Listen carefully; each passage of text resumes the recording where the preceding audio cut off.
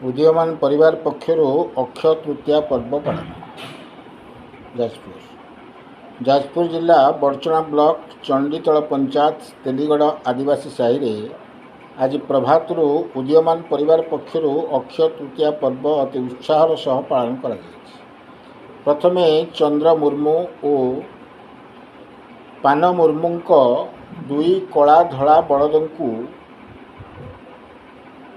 हलदी चंदन जल में स्नान कराइबा परे लंगल जुआली आदि को चंदन सिंदूर और चिता पकाई सज्जित करा जाई पूजार्चना माध्यम हल जोड़ा जाइथिला।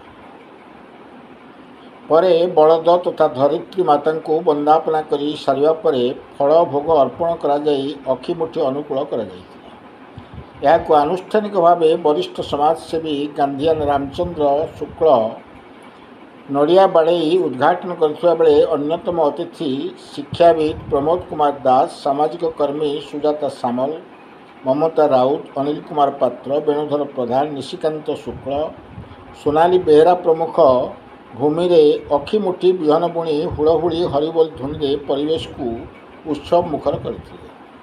शेष में समाजसेवी अनिल कुमार दास समस्त चाषीकूल समाज को शुभेच्छा और शुभकामना जनाई धन्यवाद प्रदान करते। धर्मशाला सुशांत कुमार गोछायत रिपोर्ट, क्रांतिधारा न्यूज।